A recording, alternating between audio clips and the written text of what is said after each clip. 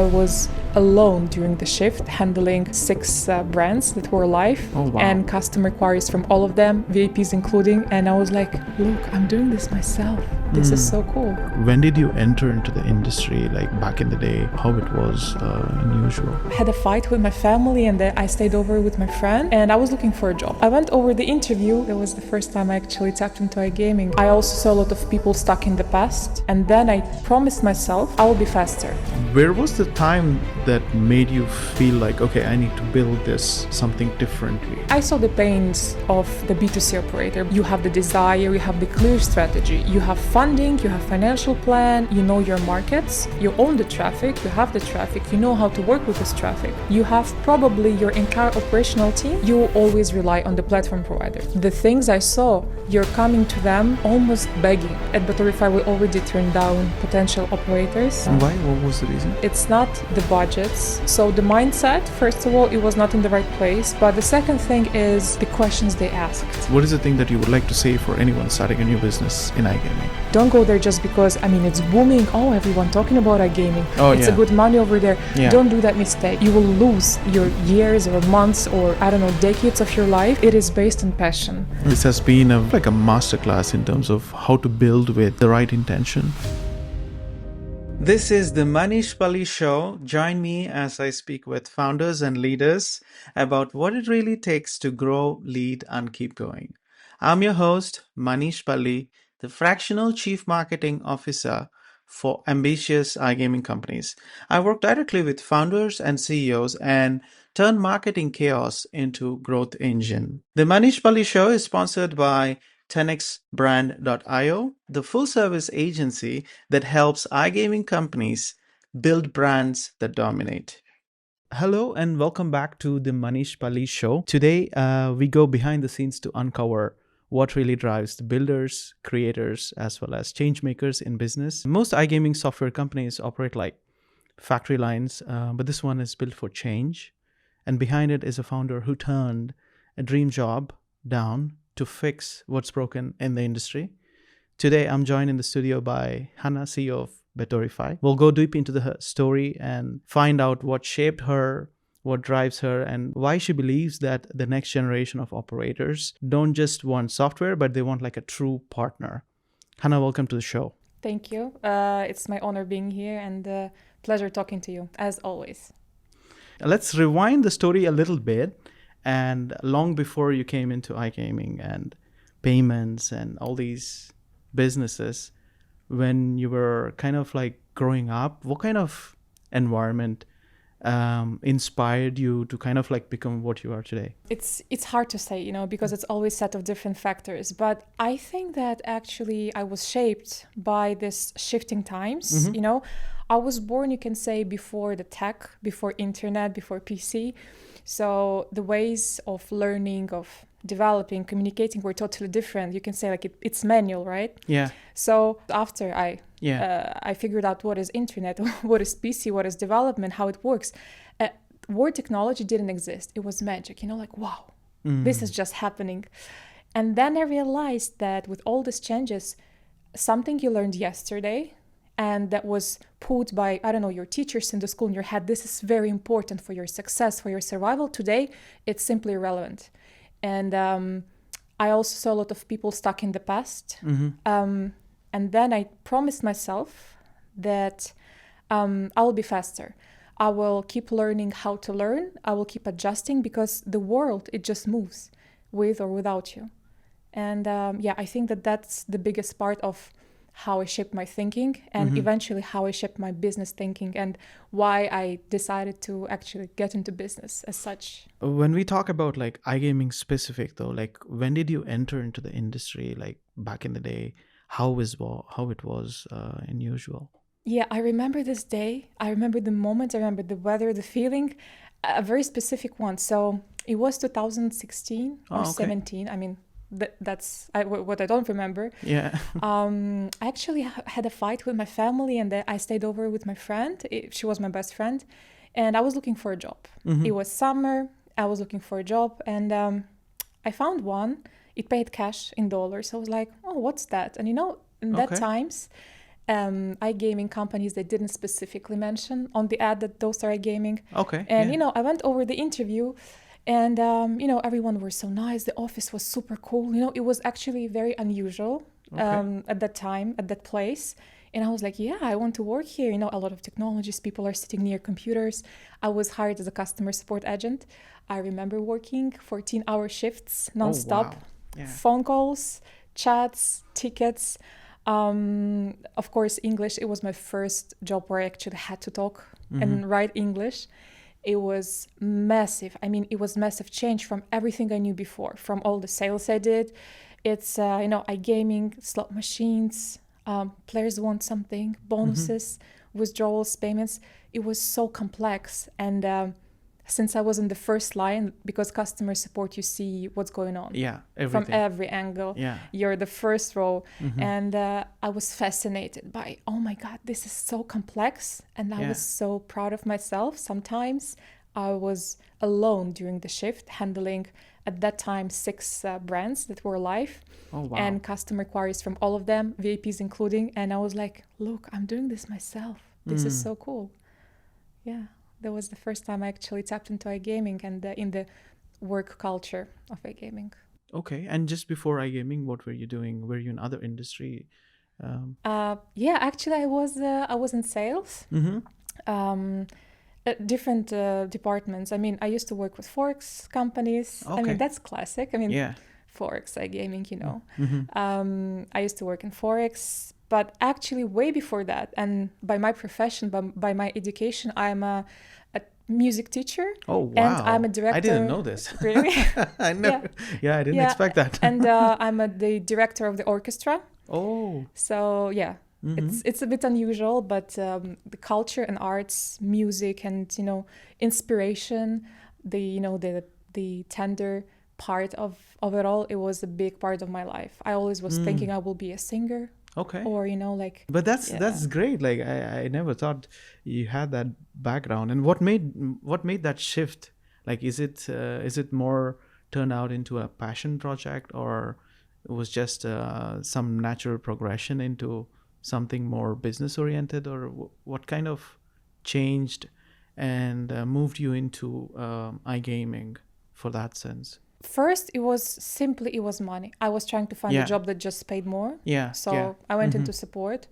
And then, what I saw? That was for the first time. I had hard jobs before, okay? Yeah. But this one, it was tough. I won't specifically mention that brands or the company. Since it was my first experience in iGaming, for me, it was new normal. Yeah. The hours we worked, sometimes 14, 16 hours, things I had to take care of. Then as I progressed in that company, I had even more responsibilities. Now, when I just imagine what I was doing in one day, this is insane. Especially for the pay that was offered at the time. But as I progressed, I just saw the people shifting, they're coming and going. They cannot handle the tempo. They cannot handle the pressure. Yeah. And also, since I was also in charge of trainings for the new customer support, as AP, well. Yeah, when I became shift manager, it was part of my responsibilities, as well as promotions and creation of bonuses and handling chargebacks. So then I realized that actually you have to be so resilient. You have to be so, tough, hardworking. When people are saying I'm stress resistant. Yeah. You really had to be stress resistant. I literally saw every month 6 to 7 new people coming, and they cannot handle the pressure, or they cannot think fast enough.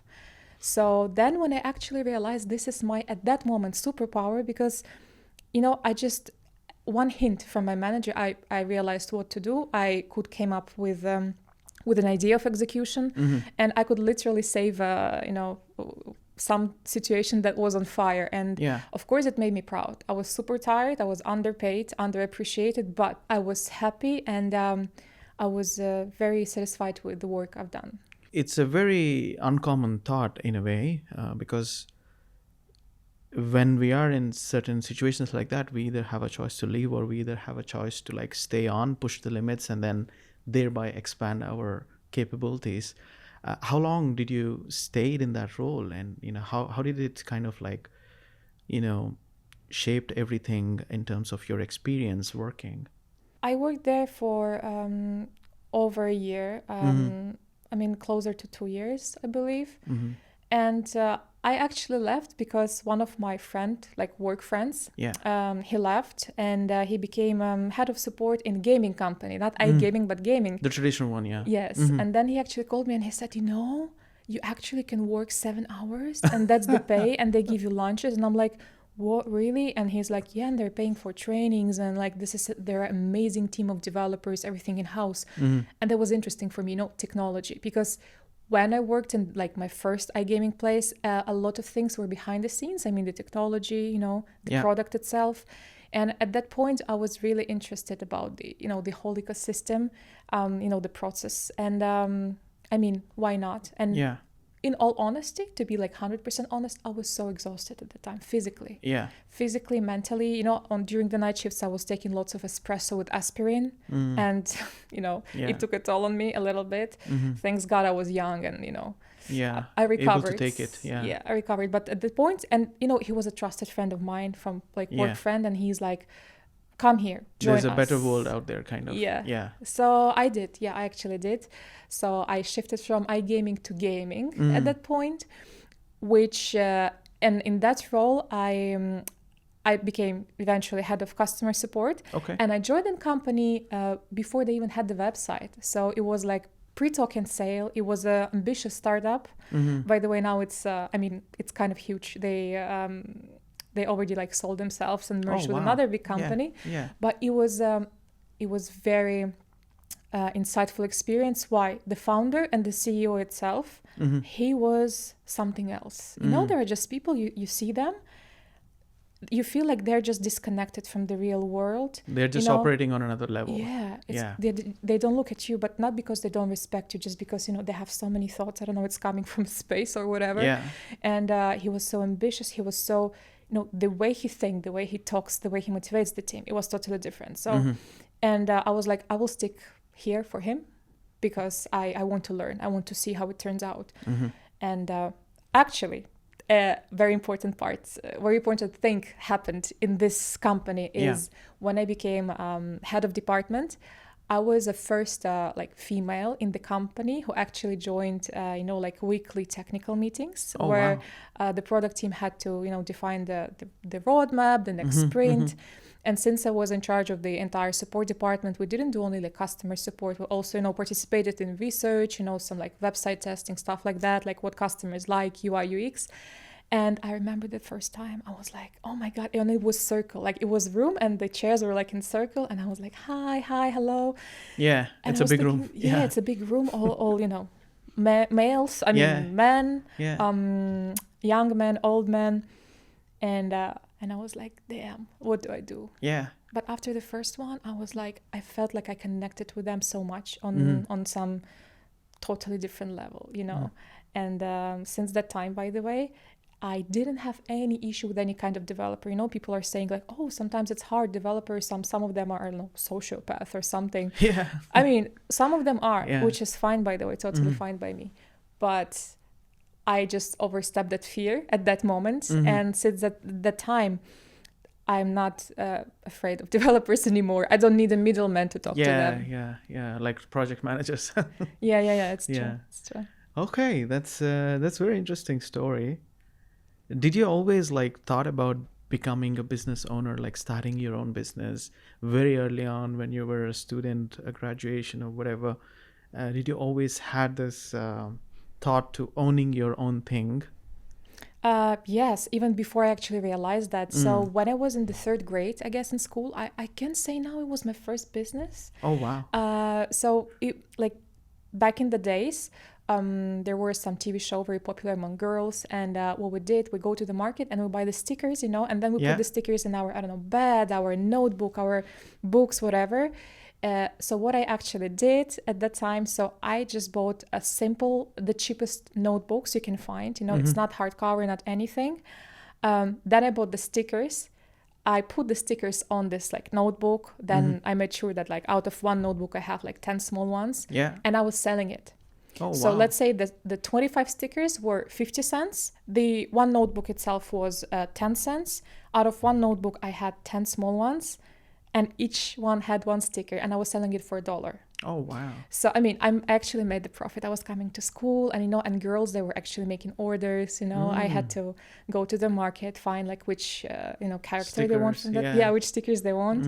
And yeah, I mean, I made some money at the time. So I made at least X40, which was like fine, like in a couple of days. Oh, wow. Yeah, that's big. And you know what I did with the money, by the way? No. Because I also liked that TV show. And can you imagine, I was giving away, like I was selling all the best stickers because they were like popular ones. So I took all that money, I went to the market myself, and I bought all the stickers I want for myself. And I put them on my bed. That's that that's amazing. So you had that kind of knack from the beginning itself in terms of how to sell something, how to make a product or service that people would want in a way. Right, it was natural. You can say that maybe now, but at that time I wasn't thinking about that. I saw the opportunity, and I'm like, I know what to do. Let me fill this gap. So yeah. Did anything from like the family influence you to kind of focus on starting a business? Or because usually a lot of people see what's going on in the family, like in my case, for example, like I always wanted to have everything I wanted. So that's when I started going out and doing some businesses early on. So would that something like that happened, which prompted you, or do you come from a lot of money that kind of like gave you the thinking to, yes, I have to start my own thing too? Actually, my biological father, he owned, let's say, a share in offline casinos in 90s. Oh, wow. Okay. Yeah, before actually I was born. Right. And that was, by the way, one of the reasons why my parents divorced before I even like remember that. And I didn't know about that until after I actually got into iGaming. And, I told my family, because I didn't tell my family I was in iGaming from the start. I was like, I felt like it's a shame. Like, what will I tell them? I'm customer support for online casino. Like, it's not serious at all. So I don't know, maybe it's a DNA or something. But no, I didn't come from a lot of money. And in terms of business, I always, like, even now I see the face of my grandmother. She's alive until this day, and I love her so much. She's she played a very big role in my life. And I was always listening. She was always telling to my mom and my stepdad, like, you have to open business, you have kids, think about the future, look how the world is changing, open a business. And she was giving them different ideas. She was even trying to save the money, to like invest in something for them to do. And, I was always just hearing that. I had no idea what does it mean. Because my grandmother, she is, by the way, one of the strongest people I have ever met in my life. She was a single mother. She had a couple of jobs. But how did she look? How her posture, the way she talks, the way people respect her. I was always admiring her for that. Like, how do you handle this like extraordinary hard life and still, keep it together? And then she was telling me, when she like gave up, talking with my mom, and when I grew up, she was always telling me that I have to build a business. And I'm like, why? And then I realized it's not for the money. What she meant is business, owning a business or having the business, or at least trying to build a business, gives you the freedom you never had before, the freedom to make decisions, to own some processes, to be yourself. And the thing is, and eventually a legacy probably for for next generation.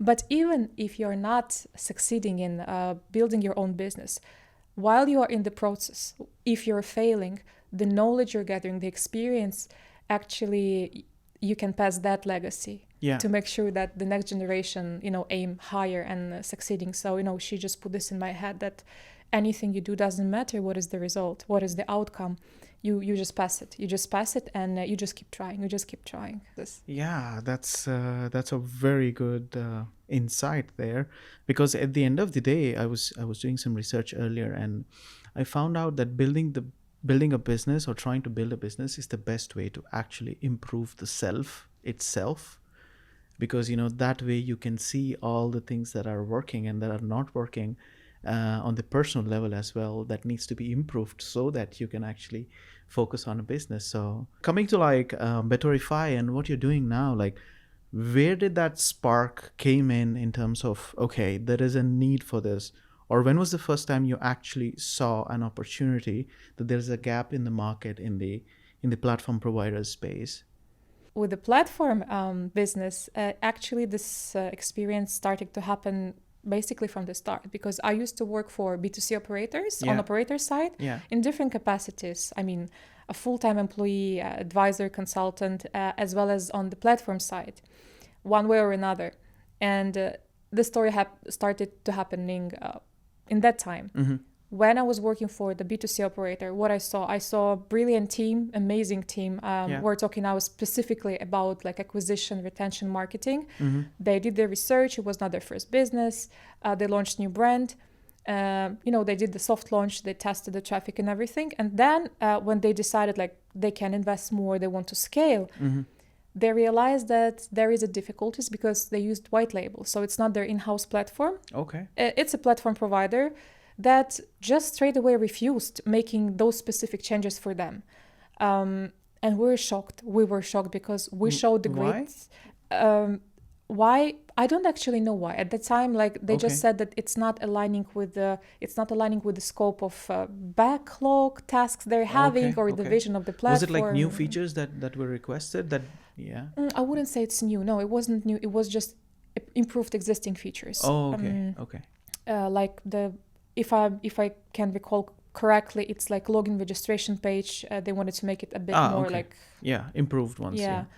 And in terms of the basically game sorting, to improve maybe conversion rates and whatever the business KPIs that they have, they might have seen that if we improve these features, we might have better results in terms of conversions, in terms of retention and so on.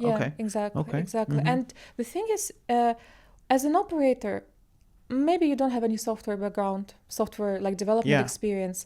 You just look and you're like, if we need to change something, like it's not hard, right? I mean, what is the registration page? I mean, from like remove couple of fields. They don't necessarily always correct. They don't know sometimes behind all of the features there is lots of development. But the thing is, operators, they cannot think on all the possible scenarios before they sign, right?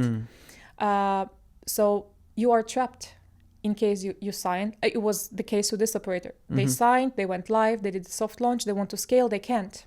I saw the pains of the B2C operator. By pain, I mean you have the desire, you have the clear strategy, you have funding, you have financial plan, you know your markets, you own the traffic, you know how to work with this traffic.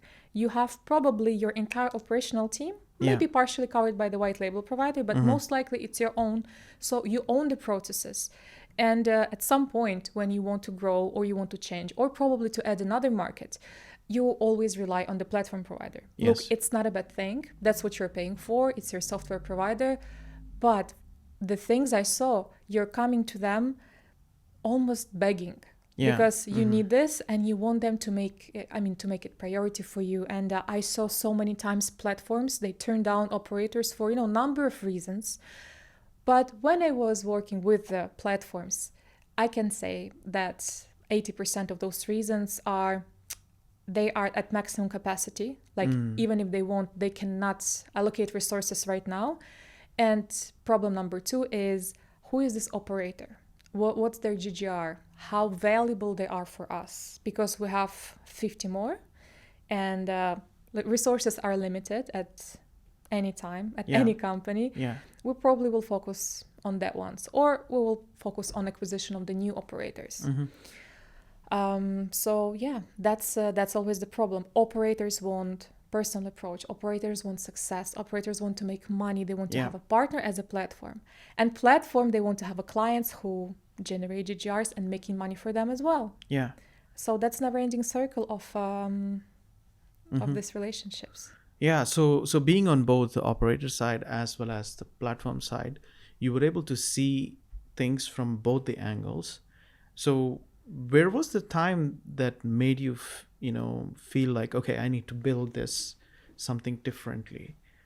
What was the kind of thing you felt like, okay, we need to somehow build this differently? It was night, like closer to the morning.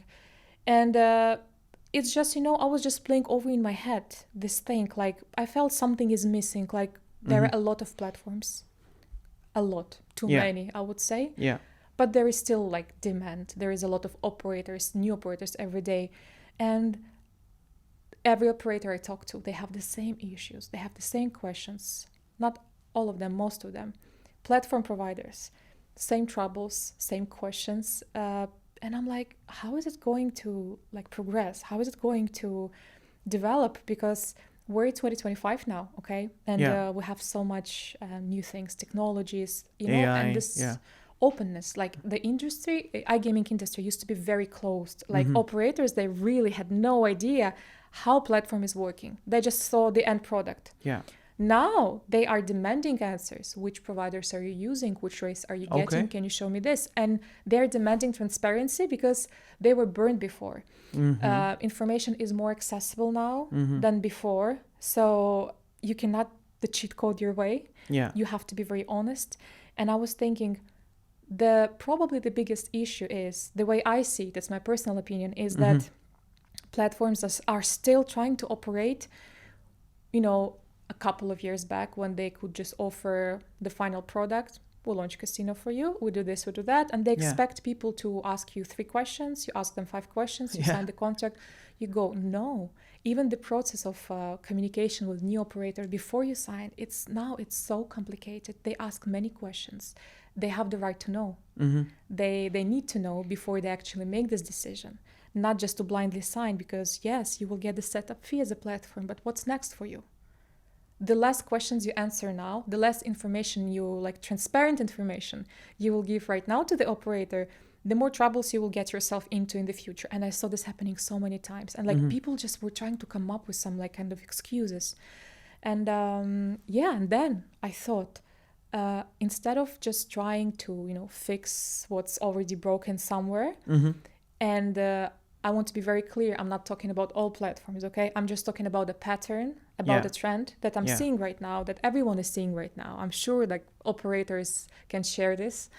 I was like, it's probably better just to build, not to reinvent the wheel, just to build same service, but with totally different approach, considering everything we already know, considering experience working with operators, with platforms, with developers as well, and just build it not around the tech itself, because come on, let's be honest, tech, it's complicated, but it's easy at the same time. There is a lot of brilliant developers who can do that. It's and not now an with issue. AI as well, maybe we can speed up the processes as well. Yeah, it's not a challenge anymore, but a business part, a relationship part, especially now when we're living in this AI times, it's now more important than ever. Yeah. More important. Communication, sales, business, partnering with your operator, not selling. I mean, sell is very easy. Yeah. But the ongoing work, it's hard. So, that's why I decided that it was very clear for me that what is the goal, what is the message, what is the core, what is the heart of Bettorify, what we're trying to achieve, even though it's not always commercially profitable, I would say. Mass market, it's more profitable. Not the way we are working, but this is the right way. As I understand, it seems like that's how the business works, and it's kind of like easier path to take from what you're explaining, right? So would you say then, if we choose a quality over quantity approach, it's more like a harder path to choose? I wouldn't claim whichever is harder, to be honest, because mass market as well as the niche, personal approach, lower amount of brands, both of them, they take a different type of approach and resources. But the way I see it, there is quite enough mass market platforms over there. I mean, if you want to launch casino very fast, or sportsbook, doesn't matter, your iGaming brand, you have quite a few options. You have quite a few options depending on the market you want to go in, depending on your budget, depending on go-to-market speed and specific features you would like to have. There are brilliant platforms that are very complicated, which means they really require you to have the full operational team. And there are also platforms who can give you're a newbie, you want to launch your first brand, you can do it with them. But I didn't actually saw in real life, I didn't have personal experience with the platforms who are saying no to clients, not because they're bad, but because they're not the right fit for them. Okay. Regardless of commercial. And that are onboarding just a few. and keep going this way. As an example, at Bettorify, we already turned down a couple of potential operators. Why? What was the reason? The reason was it's not the budgets. One of them actually had very decent budget that most of the people would say, come on, if he has the budget, he doesn't have the knowledge, he will hire someone, he will find a way. Probably yes, but the mindset is, for them, it was like, let me try a quick, like a quick turnaround move. Like, let's see. So the mindset, first of all, it was not in the right place, but who am I to judge about the mindset? I knew the person for like a couple of days. But the second thing is the questions they asked. We're trying to vet our operators, okay? We talk to them, to connect with them, because by the end of the day, we will be spending the most of our time working with these customers, not only during the setup, but after they go live, to make sure that they succeed. So we treat them like partners. Yeah. And how do you choose the partner? Not only if the partner has the money, the budget, if he has experience, but you have to talk to him, right? To see if you share the mindset, to actually predict whether you see the difficulties already with this client, or maybe that his approach will not work for this specific market, even if they're sure it will. Because at Bettorify, on top of everything, we focus on specific markets. And of course, we gather all the expertise over there. We have the people who are working over there. And even though there are different ways how you can succeed, there are some ground rules, like, let's say, 3 things you cannot do, okay? Or like 5 things you cannot do. And when operator coming and saying like, no, it worked in Canada, I'm sure it will work there, and you already know it won't. Yeah. I don't need the setup fee. I don't need this first like 3 or 4 months of traffic that they will try to get from very questionable sources that are working for tier 1, but let's say don't work for Asia. We're just saying no. And the thing is, other platforms will welcome this specific operator with open arms. They are multi-market. I mean, they offer some kind of a quick setup. So probably this customer, he will just need, a template setup, just to test it, to see, to prove his strategy is, let's say, wrong or needs an improvement, and move on. We actually even refer this customer to a couple of platforms that we know are okay, but this is not a fit for us and we're not fit for him. So this is not about sales. It's about really finding the right one and making sure we spend the time there. I mean, 4 in the morning, 5 in the morning, when your customer calls, usually you say, what? Our working hours between 9 a.m. and 6 p.m. But when your partner calls, you answer. Yeah. So, and we're looking for partners, not for the clients as such. So we have this kind of approach, the partnership approach. Okay. So, yeah. Because, software probably is going to be automated in a couple of years. Already we're seeing a lot of it is being sped up by AI as well as the tools that we have. So you're positioned in such a way that your service and the approach is focused on creating a true partnership rather than just providing tools or features that they need. Is that where you're going at? Exactly. This, as well as not only like the partnership, the way we work together, but also a very interesting topic about, AI and technologies. It can replace a lot of things. Okay. The process already started, but let's talk about iGaming brands. Yeah. Who are your end customers? People who are gambling, who are placing bets, right? Different ages, different genders, different markets. And it doesn't have anything to do with the technology. It does have something to do with the psychology, with emotions, with entertainment. Yeah. And the same thing we saw like during the COVID. I mean, digital, it's fine. But when people are bored, when people are stressed, when people are seeing, the news and seeing everything that's going on around the world, they want to be entertained. Yeah. And now I even called it, I heard the term for the first time, it calls digital detox. So people are actually doing normal activities. Like when I was young, it was normal, but now it's like digital detox when you actually read the books or like entertain yourself at some resorts without all the digital things. So, this is priceless. It's, like in some dystopian movies when like we see the future, people are like, look, this is the real flower. Wow. Yeah. This is the real, like $1 million. Like, what's normality for us now with technologies? It's not anymore. And the same goes for partnerships. The more digital developments we see, the more automations we see, first of all, we definitely have to get on board and use it. Otherwise, we'll just miss our train. You will be another Kodak, yeah, exactly. But in the same time, now it's even more important than ever to find a way to combine the both automations technology and human touch, because it's very, very easy to lose the way. Everything is automated. Everything looks the same. All retention tools will look the same. I mean, if there are no people, behind those tools. Same goes for operators and platforms. Plus, iGaming, it's very, very unpredictable market, regulated or not regulated. Yeah. It has so many moving parts, and to keep it together, technology or some set processes isn't enough. You have to be fast thinker. You have to be you have to stay alert, and you have to keep track of things.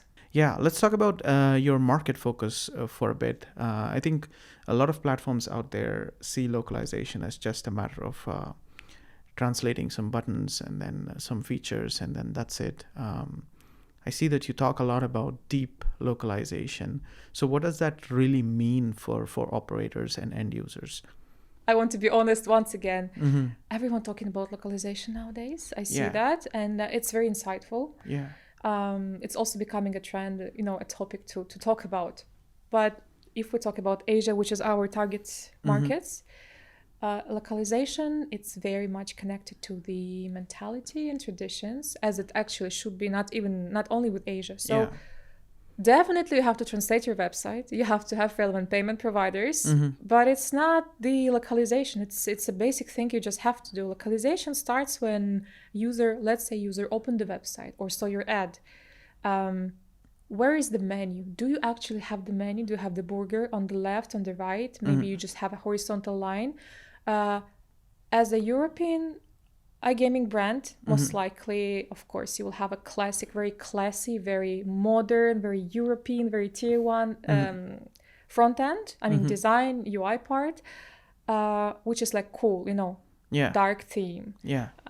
Some probably 3D slick design, not a lot of, moving parts.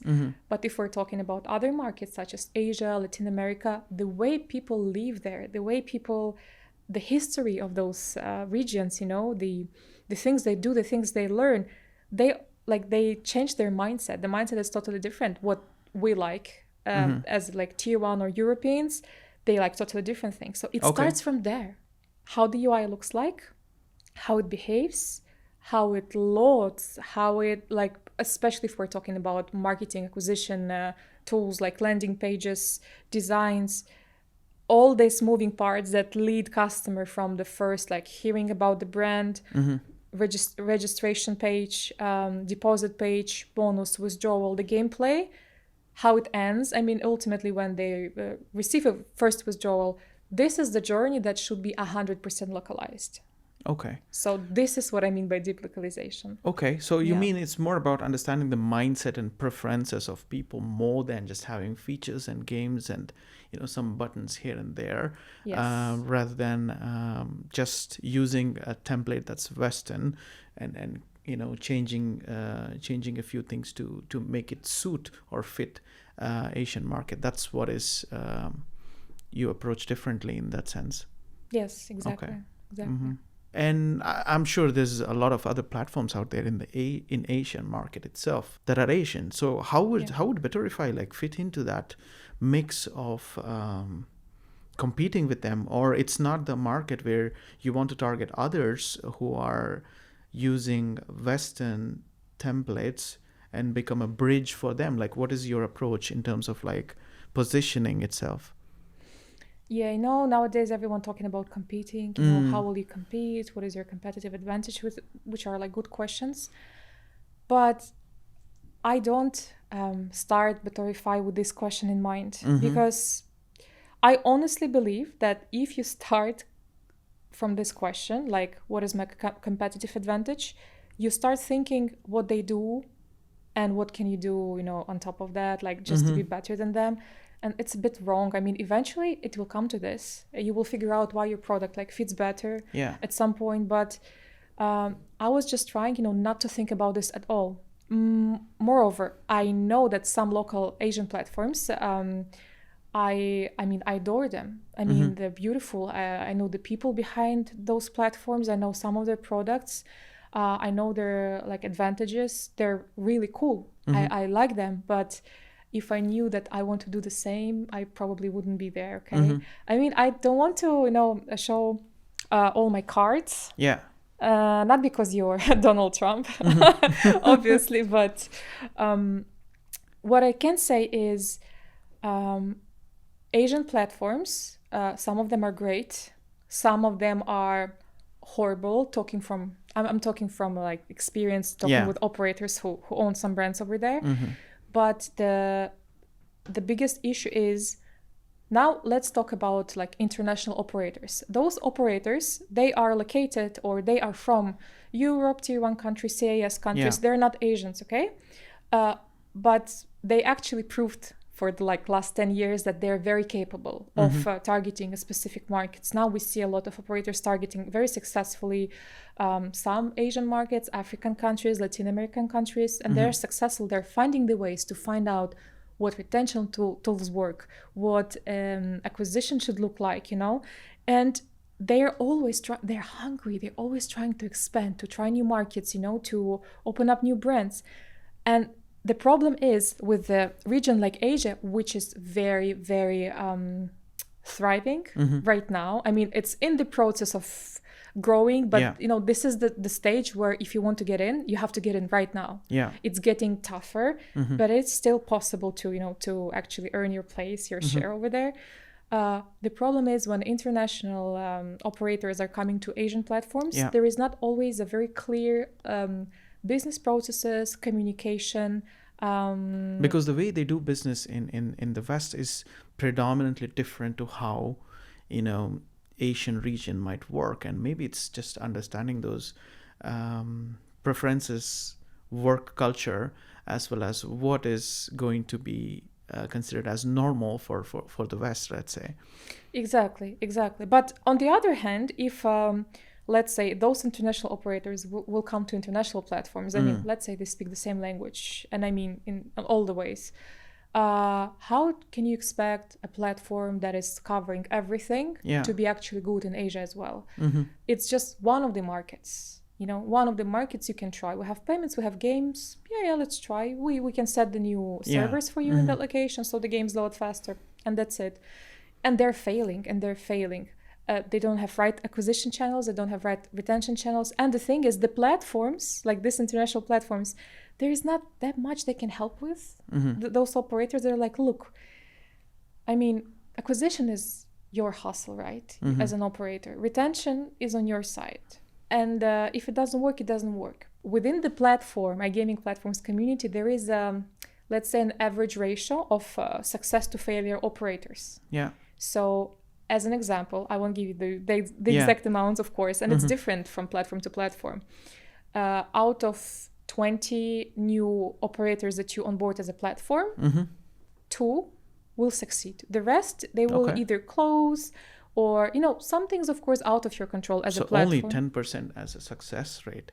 Yeah, that's, by the way, that's like realistic. Of course, optimistically, it can be more, but that's the average on the market. And the thing is, what I hate to see is that based on these numbers, of course, it's fine. Based on these numbers, historical data, the platforms are building their sales processes, their pipelines, their financial models.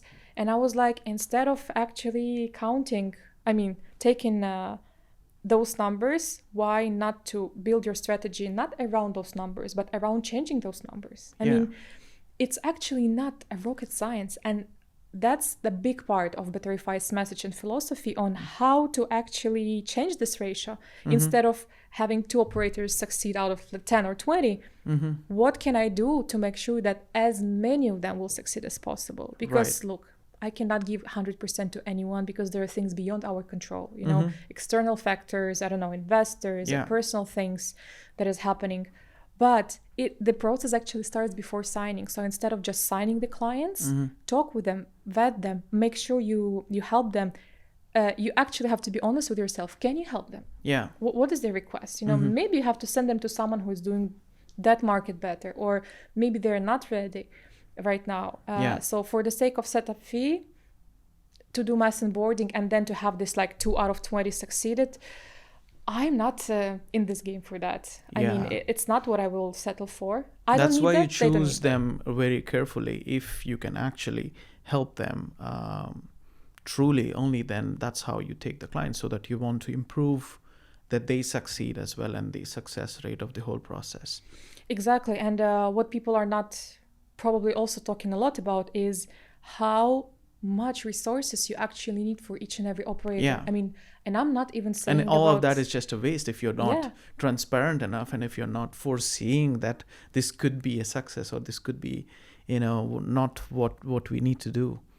Exactly. It's not like, look, we build a software, I mean, it's working, then we're taking an operator, we're just doing some designs and then checking if the payments and games are working. No, there is so many moving parts, there is so many third-party services, there is so many things you have to control, and you have to make sure you have the time as a company to actually serve this specific client, because when you onboard 10, 15, 20, regardless, depending on your company size, it's quantity, it's not quality. Even if you're the best company, you have the most brilliant minds, you don't have the capacity to do this. You don't have it. So that's why you have to sacrifice something. In this case, it's commercial side. In the beginning, which what we're doing is we're onboarding just a few clients to make sure we have the time, resources, capacity to serve them and to make sure they grow. Not only to the live, like soft launch done, all working, good luck, goodbye, we'll send you an invoice next month. No, it doesn't work like that. Yeah, that's a great approach. I think a lot of business owners who are looking to start a new iGaming business would benefit from that kind of an approach. So what's next for you and for Bettorify? A lot of things, a lot of new things. For example, for once, we are currently also building a Bettorify Agent Network. Okay. Because look, everything, and I mean literally and transparently everything in Bettorify circles around operator. That client, the operator. And tech, it's not enough. Advisors and local expertise, it's very vague.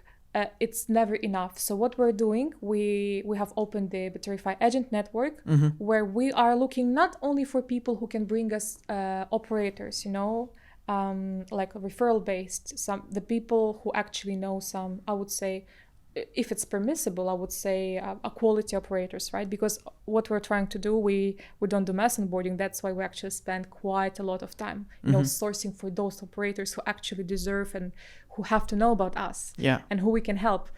But also it's a network of the people from the industry. I'm not saying they will work for us like full time, they will represent Bettorify, but look, everyone knows how iGaming works, okay? And there is a lot of things under table, I would say, not in a bad way. I mean, it's just you have to know someone just because you have to.